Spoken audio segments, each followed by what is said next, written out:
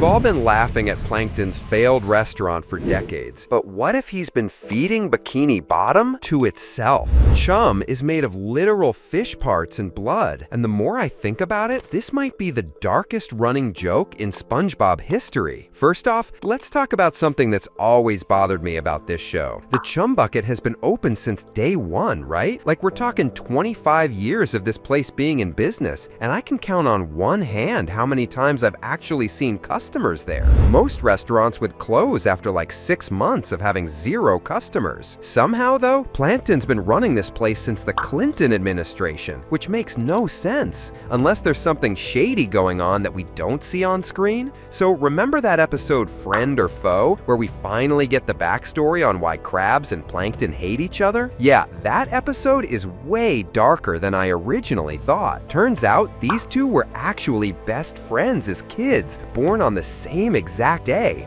November 30th, 1942. Plankton was the nerdy smart kid, Krabs was dirt poor, and they both got bullied by this kid Billy and his gang. There's even this heartbreaking scene where Krabs has to wear a literal cardboard box because his clothes are being used to clean someone's car. That's when he finds his first penny and becomes obsessed with money, which honestly explains a lot about his character. The most beautiful thing me eyes have ever seen! What is it? It's money! But here's where it gets interesting. They save up their money to buy a burger from this place called Stinky's Burgers. And bro, the name should have been a red flag, because this place is literally located in a garbage dump, but apparently it was the hottest spot in town. When they finally get there, the owner, Stinky, straight up refuses to serve them because he thinks they're bad for business. Now this rejection is what sets everything in motion. These two kids decide they're gonna make their own burger to show everyone what's up. And according to the episode, they create the very first patty together, the original recipe that would eventually become the Krabby Patty. But here's where their friendship dies. Plankton wants to use this burger to rule over everyone,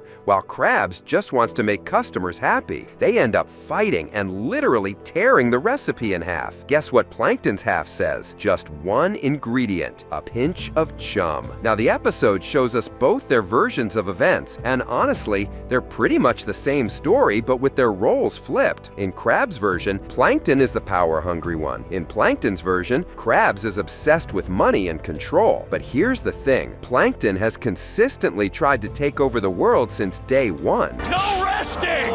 This monument celebrating my glory isn't gonna build itself! The dude built a computer wife and programmed her to help him with world domination schemes. So yeah, I'm gonna believe the version where Plankton's always been the megalomaniac. Karen does show up at the end to give her side of the story, but come on, she's literally programmed by Plankton. Of course she's gonna back up his version. I think the whole thing was just another scheme to try and get the Krabby Patty formula. So this brings us to one of the most disturbing episodes in the series, Plankton's Regular. In this episode, Plankton is having his usual breakdown about having 0 customers when suddenly this fish named Nat walks in and actually orders a chum stick. Plankton is completely shocked because, I mean, who wouldn't be? This is literally the first customer he's had in probably years. But here's where I went down a rabbit hole trying to figure out what species Nat is supposed to be. He's this yellow, tan-colored fish with light lavender lips, dark lavender dorsal fin, and light green arms and legs. His stomach is this dark yellow-green color, and he's super skinny and slender. After doing way too much research on fish species, I think Nat could be a yellow tang, which are super common in the Pacific Ocean. But here's the problem. Yellow tangs are herbivores. Their digestive systems literally cannot handle processed meaty foods like chum. Even if he were a banana wrasse or a royal grandma,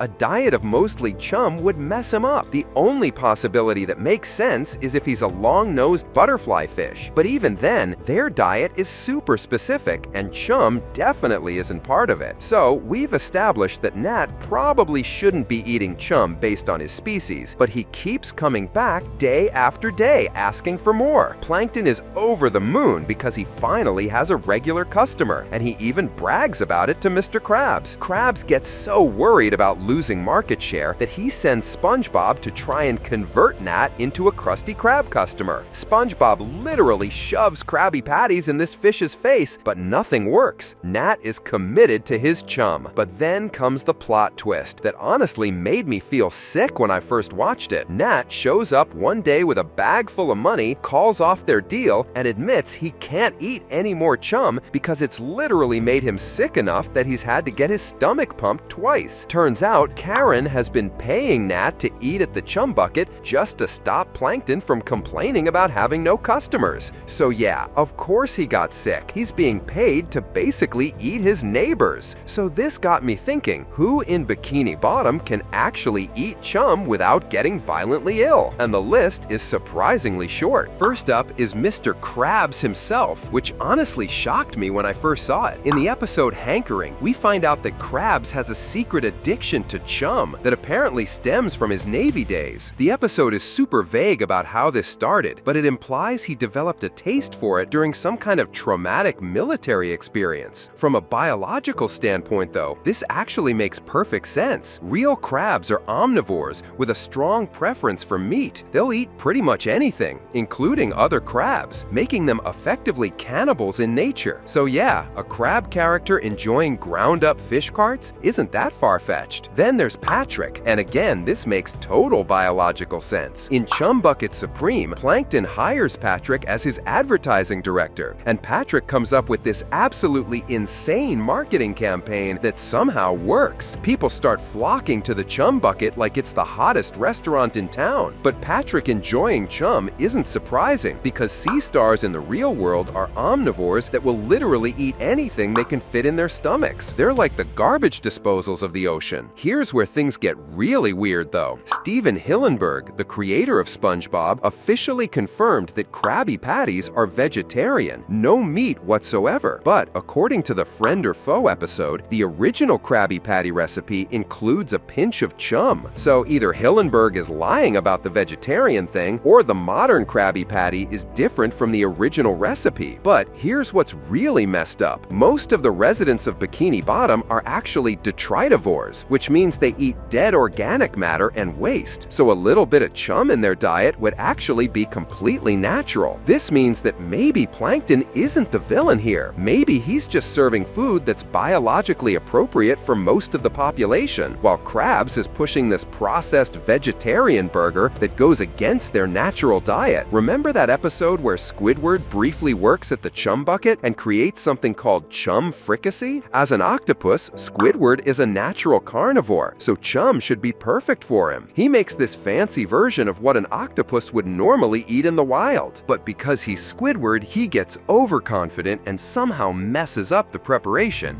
Everyone who eats it gets violently sick, but I honestly think they would have gotten sick regardless, because even if chum is biologically appropriate for some species, the way Plankton prepares it is probably disgusting. But hey, that's just a theory. Let me know what you guys think in the comments below. Have you noticed any other disturbing implications in SpongeBob that flew over our heads as kids? And seriously, what is keeping the chum bucket in business? Drop your theories down there, because this rabbit hole goes way deeper than I originally thought.